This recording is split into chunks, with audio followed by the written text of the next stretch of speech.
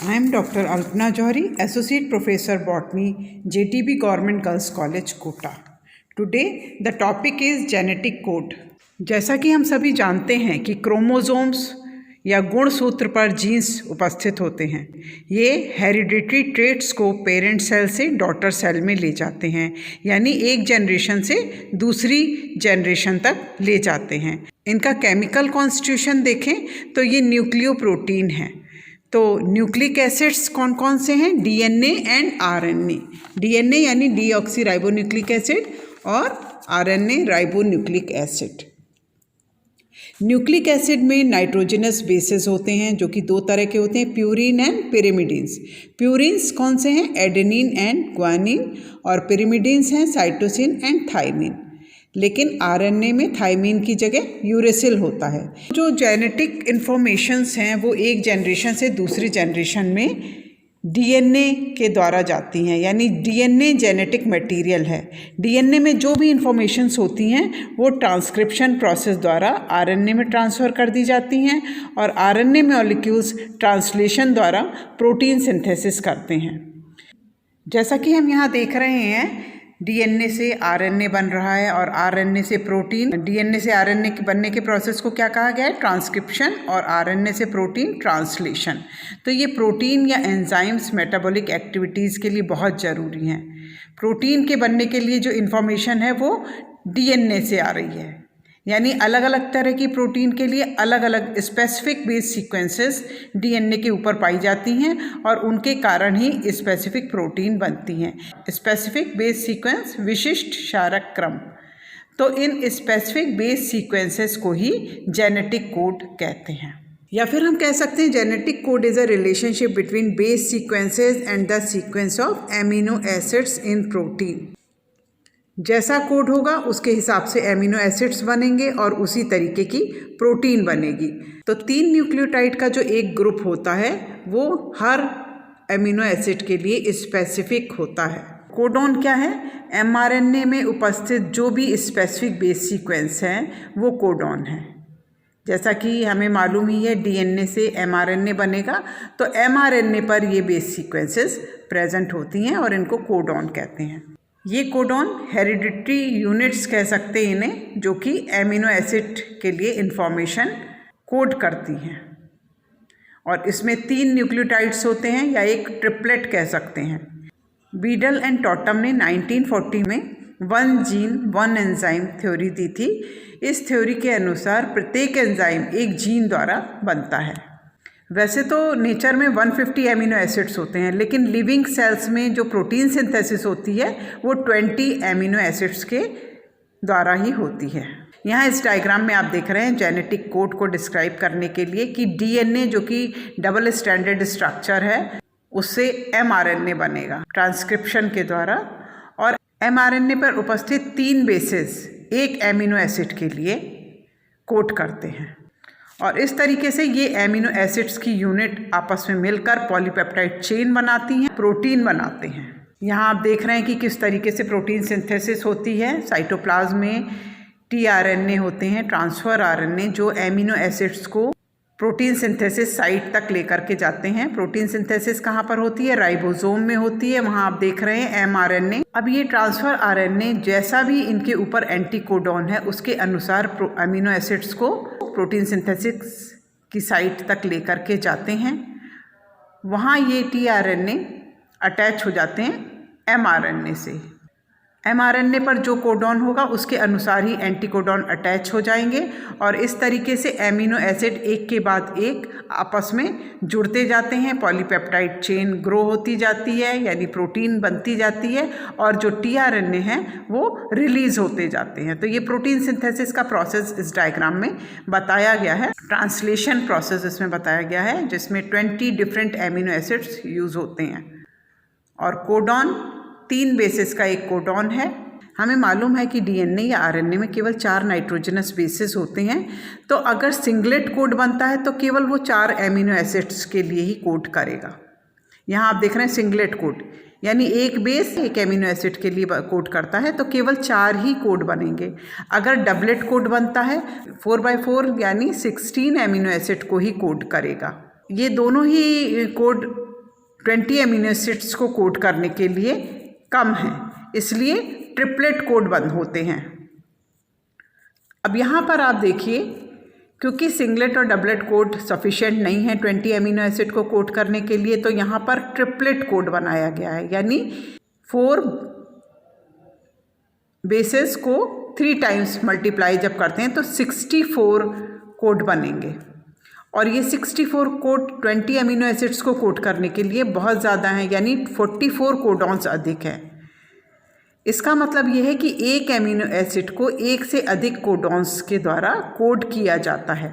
यहाँ ये triplet code आपको दिखाया गया है। इसमें first base left hand side पर, सेकंड बेस ऊपर की तरफ और third base right hand side पर रखा गया है। तो इस तरीके से हम एक टेबल बना लेते हैं जिसमें UCAG RNA है तो यूरेसिल होगा इस पर, थायमीन की जगह UCAG यही सीक्वेंस रखेंगे। तो फर्स्ट बेस UCAG, इसी तरीके से ऊपर की तरफ लिखेंगे UCAG, और जो थर्ड बेस है हर कॉलम में UCAG लिखेंगे। तो अब तीनों बेसिस को मिला करके जो भी कोड बनते हैं वो टोटल मिलाकर के 64 है। यहाँ आप देखिए U और U, ये फिनाइलएलेनिन के लिए है, UC ये भी फिनाइलएलेनिन के लिए है, UA ये ल्यूसीन के लिए है, UG ये भी ल्यूसीन के लिए। इसी तरीके से हम सारे 64 कोडॉन को लिख लेते हैं फर्स्ट, सेकंड और थर्ड बेस के आधार पर, और यहाँ उनके नाम भी दे रखे हैं। हम जेनेटिक कोड को सर्कल की फॉर्म में भी दिखा सकते हैं। यहाँ पर हम जो बेसेस हैं उनको सर्कल में अरेंज करते हैं। तो सबसे पहले हमें UCAG यही सीक्वेंस रखना है क्लॉकवाइज डायरेक्शन में। तो फर्स्ट सर्कल में हमने UCAG रखा और फिर सेकंड सर्कल में हर एक बेस के आगे UCAG वापस से लिखेंगे। फिर थर्ड सर्कल में हम हर बेस के आगे UCAG लिखेंगे। तो इस तरीके से ये 3 सर्कल्स में UCAG लिखना है। और जब हम कोडॉन बनाते हैं तो फर्स्ट सर्कल का U, सेकंड सर्कल का U और थर्ड सर्कल का U, ये कोडॉन है जो कि फिनाइलएलेनिन को कोड करेगा। फिर फर्स्ट सर्कल का U, सेकंड सर्कल का U और थर्ड सर्कल C, ये भी फिनाइलएलेनिन को कोड करेगा।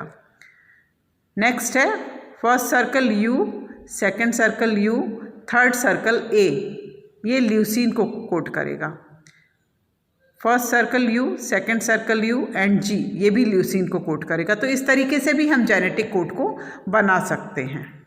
इसके बाद है properties of genetic code. First है द कोड इज़ ट्रिपलेट। जैसा कि बताया गया है आपको कि 20 अमीनो एसिड्स हैं, उनके लिए सिंगलेट कोड नहीं हो सकता, डबलेट कोड नहीं हो सकता, ये सब कम हैं। तो 20 अमीनो एसिड्स के लिए ट्रिपलेट कोड का होना बहुत ज़रूरी है।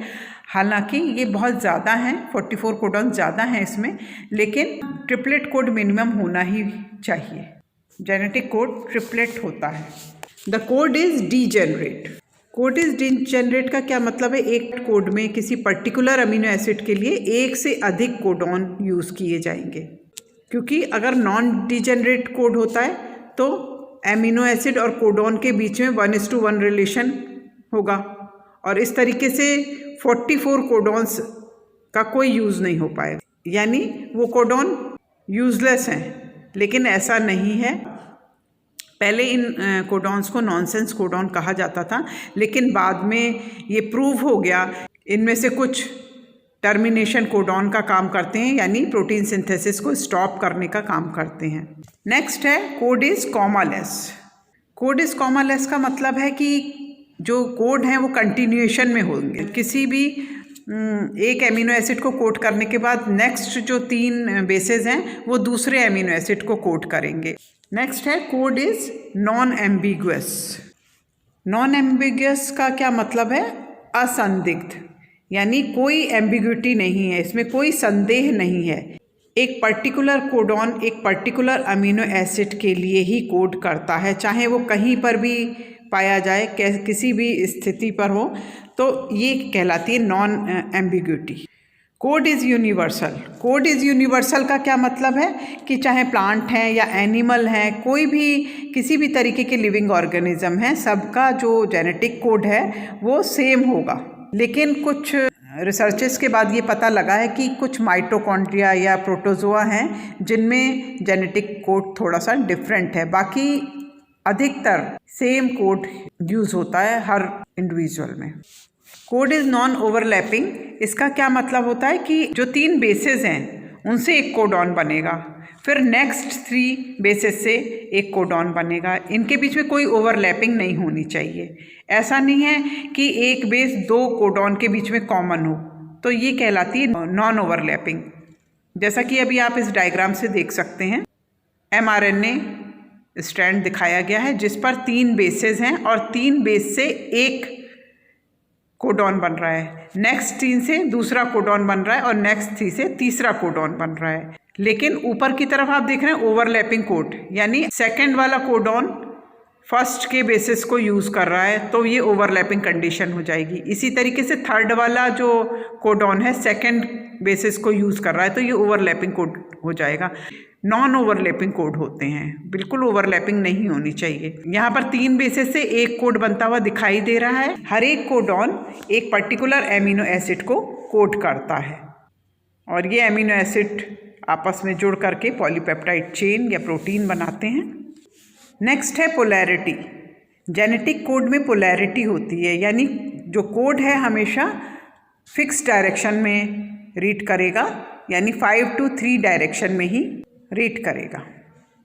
इसके बाद है कोडॉन असाइनमेंट, यानी कोडॉन नियतन। कैसे पता लगा कि कौन सा कोड किस एमिनो एसिड के लिए है? इसके लिए कई साइंटिस्ट ने काम करा, जैसे नीरेनबर्ग ने काम करा। उन्होंने आर्टिफिशियली सिंथेसाइज्ड mRNA का यूज़ करके इन विट्रो पॉलीपेप्टाइड सिंथेसिस करी। तो सबसे पहले हम देखेंगे कि assignment of codon with unknown sequences. तो इसमें नंबर 1 है by the use of homopolymer. Homopolymer मतलब समबहुलक। इनका यूज़ करते हुए किस तरीके से उन्होंने बताया कि होमोपॉलीमर्स को यूज़ करने पर कौन कौन से कोड मिलेंगे। नीरेनबर्ग, मेथाय और कोवर्कर्स ने 1961 में ये प्रयोग किया। तो उसमें उन्होंने केवल यूरेसिल को ही यूज़ करा सबसे पहले, यानी पॉलीयूरिडिलिक एसिड या पॉली यू का यूज़ करते हुए उन्होंने आर्टिफिशियली mRNA की सिंथेसिस करी, यानी mRNA की पूरी लंबाई में केवल यूरेसिल था। तो इस तरीके से जब केवल यूरेसिल होगा तो जो ट्रिपलेट हमें मिलेंगे वो हैं यू। mRNA की सिंथेसिस करने के बाद उन्होंने ई कोलाई का एक्सट्रैक्ट लेकर उसमें से प्रोटीन सिंथेसिस के लिए आवश्यक जितने भी कंपोनेंट्स होते हैं उनको यूज़ किया। और तब उन्होंने देखा जब आर्टिफिशियल mRNA के रूप में पॉली यू का यूज़ कर रहे हैं तो केवल पॉलीफिनाइल एलेनिन का ही सिंथेसिस हो रही है। इसका मतलब ये है कि ये you phenyl alanine amino acid को कोड करता है। इसके बाद पॉली ए यूज़ करते हुए mRNA की सिंथेसिस की गई, तो पॉलीलाइसिन उससे बन रहा था AAA, यानी इसका मतलब लाइसिन के लिए AAA। और इसी तरीके से पॉली सी को यूज़ करा तो पॉलीप्रोलीन प्राप्त हुए, यानी जो CCC प्रोलीन को कोड करता है। तो इस तरीके से ये सारी डिस्कवरी हुई होमोपॉलीमर्स को यूज़ करते हुए। लेकिन पॉली जी को यूज़ करते हुए ये एक्सपेरिमेंट सक्सेसफुल नहीं हुआ, क्योंकि पॉली जी एक सेकेंडरी स्ट्रक्चर बना लेता है और इस कारण से वो राइबोसोम से अटैच नहीं हो पाता। होमोपॉलीमर्स को यूज़ करते हुए ये जो एक्सपेरिमेंट किया गया, इससे ये रिज़ल्ट निकाला कि यू फिनाइल एलेनिन के लिए, AAA लाइसिन के लिए और CCC प्रोलीन के लिए कोड हैं। सेकेंड है by the use of copolymers. mRNA की आर्टिफिशियल सिंथेसिस के लिए 2 से अधिक बेस यूज़ करे गए, जैसे A और C दोनों को यूज़ किया गया। जब पॉली AC यूज़ करते हैं तो पॉसिबल कोडॉन्स कौन कौन से हैं? AAA, AAC, ACA, CAA, CCA, CAC, ACC, and CCC, यानी 8 जो पॉसिबल कोड्स यहाँ पर दिखाए गए हैं अगर हम पॉली A C यूज़ करते हैं तो। अब A और C जो बेसेस हैं उनके 5:1 की रेशो लेकर के mRNA की सिंथेसिस की गई। तो यहाँ आप देख रहे हैं फर्स्ट कॉलम में बेस कॉम्पोजिशन है 3A 2A 1C 1A 2C और 3C। नेक्स्ट रो में पॉसिबल कोडॉन्स दिखाए गए हैं कि जब 3A यूज़ होता है तो केवल एक ही कोडॉन बनेगा AAA। 2A 1C अगर यूज़ करते हैं तो पॉसिबल कोडॉन्स है AAC ACA CAA। और इसी तरीके से जब 1A 2C यूज़ करते हैं तो CCA CAC और ACC। और जब 3C यूज़ करते हैं तो केवल एक ही कोडॉन CCC बन सकता है। A और C की नोन क्वांटिटी को यूज़ किया गया और फिर इससे जो बनने वाला mRNA था उसमें रेशियो निकाली गई, उसका एस्टिमेशन किया गया। जैसे अगर A:C = 5:1 है, यानी 5/6 A और 1/6 C, तो रैंडम बेसिस पर 8 कोडॉन के रेशियो को निकाला जा सकता है। कोडॉन में जहाँ पर A यूज़ हो रहा है वहाँ हम 5/6 रखेंगे और जहाँ C यूज़ हो रहा है वहाँ हम 1/6 रखेंगे। तो अब यहाँ हम देख रहे हैं कि जब 3A यूज़ हुआ AAA के लिए 5/6 × 5/6 × 5/6 यानी 125/216। इसी तरीके से हम सारी वैल्यूज़ रख करके प्रोबेबिलिटी उनकी निकाल लेते हैं। तो जो रेशियो है 125 फर्स्ट में, बाकी फिर 25 या 5 या 1 आती है। तो इसके आधार पर हम पता लगा सकते हैं कि कौन सा कोडॉन। इसके बाद हम बनने वाले एमिनो एसिड की क्वांटिटी चेक करते हैं। सबसे अधिक होगा लाइसिन जिसका कोड है AAA। इसके बाद नेक्स्ट होगा जिसकी क्वांटिटी 1/5 होगी लाइसिन के, और उसमें 2A 1C बेसेस होंगे यानी AAC ACA CAA। Next amino acid की क्वांटिटी जो इसकी भी 1/5 होगी उसमें 1A और 2C होंगे, यानी उनका कोडॉन CCA CAC या ACC कुछ भी हो सकता है, और सबसे कम मात्रा में CCC होगा। इस टेबल में ये बताया गया है कि अगर बेस कॉम्पोजिशन 3A है तो कोडॉन AAA होगा और एमिनो एसिड लाइसिन। इसी तरीके से 2A और 1C है तो पॉसिबल कोडॉन्स क्या हैं, 1A 2C है तो पॉसिबल कोडॉन्स क्या हैं, और 3C है तो CCC कोडॉन है। और इनसे बनने वाले एमिनो एसिड्स कौन कौन से हैं। नेक्स्ट है बाइंडिंग टेक्निक। नीरनबर्ग एंड लेडर ने 1964 में ये टेक्निक दी थी। उन्होंने जितने भी 64 पॉसिबल ट्रिपलेट थे उनको अलग अलग 20 एमिनो एसिड्स के साथ टेस्ट किया। उन्होंने नोन सीक्वेंस के कोडॉन को यूज़ करा, जैसे कोडॉन 1 है और उसी कोडॉन का tRNA लेकर के अगर कोडॉन 1 राइबोसोम एमिनो एसिड 1 और tRNA 1 को एक साथ मिलाया जाए तो एक कॉम्प्लेक्स बनता है, और अगर सक्सेसफुली ये कॉम्प्लेक्स बन जाता है तो यानी जो कोडॉन है वो उस पर्टिकुलर एमिनो एसिड के लिए है। तो इसी तरीके से उन्होंने हर एक कोडॉन के लिए ये बाइंडिंग टेक्निक प्रयोग की गई और इस तरीके से कई कोड का पता लगाया गया कि कौन सा कोड किस एमिनो एसिड का है। नेक्स्ट है by the use of copolymers of repetitive sequences. Hargobind Khorana और कोवर्कर्स ने ये एक्सपेरिमेंट किया। इन विट्रो उन्होंने DNA की सिंथेसिस की सेल फ्री कल्चर सिस्टम में और mRNA की सिंथेसिस की। नॉन सीक्वेंस के mRNA की सिंथेसिस की गई और इन mRNA से प्रोटीन सिंथेसिस करवाई गई। तो स्पेसिफिक कोड इसमें यूज़ किए गए और ये कोड रिपीटेटिव सीक्वेंस में थे। जैसे यहाँ पर हम देख रहे हैं repetitive use of U and C। U और C को मल्टीपल टाइम अटैच करके जो mRNA बनाया गया है वो UC UC UC लगातार 2 न्यूक्लियोटाइड्स की रिपीटेटिव सीक्वेंस से mRNA बना हुआ दिखाई दे रहा है।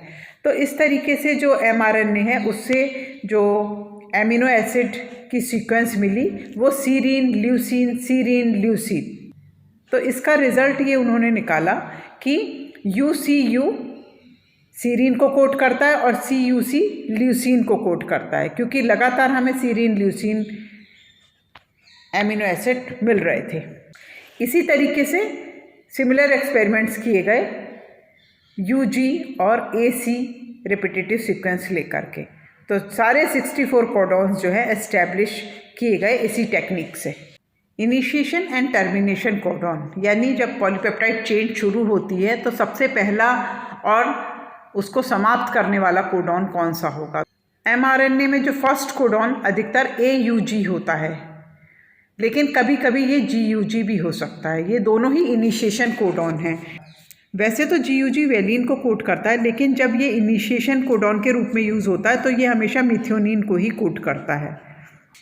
इसके अलावा UAA ओक्रे, UAG एम्बर और UGA ओपल, ये तीनों टर्मिनेशन कोडॉन हैं जो कि पॉलीपेप्टाइड चेन का टर्मिनेशन करते हैं, समापन करते हैं, यानी पॉलीपेप्टाइड चेन राइबोसोम से फ्री हो जाती है।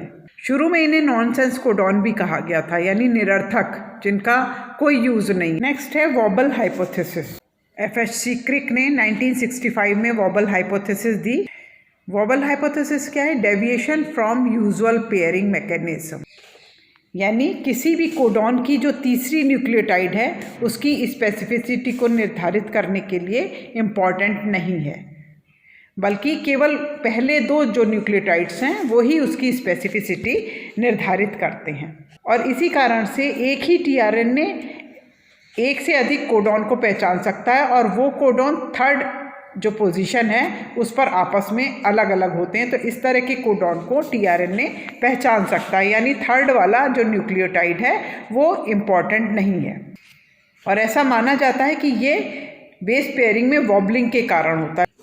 वॉबलिंग मतलब एक तरीके से अस्थिर या डगमगाना। थर्ड पोजीशन पर बेस पेयरिंग में वॉबलिंग होती है, यानी प्रॉपर पेयरिंग नहीं हो पाती। इसी कारण से tRNA की संख्या कोडॉन से कम होती है। mRNA और tRNA मॉलिक्यूल्स के बीच में जो पेयरिंग हो रही है वो वाटसन क्रिक बेस पेयरिंग को फॉलो नहीं करती है। ये है वॉबल हाइपोथेसिस। अब कौन सा एंटी कोडॉन और कौन सा कोडॉन एक दूसरे से पेयर होता है, यहाँ हम देखेंगे कि A U से करता है, C G से करता है और G C से करता है, लेकिन कभी कभी U से भी कर लेता है। ये वोबल बेस पेयरिंग कहलाती है।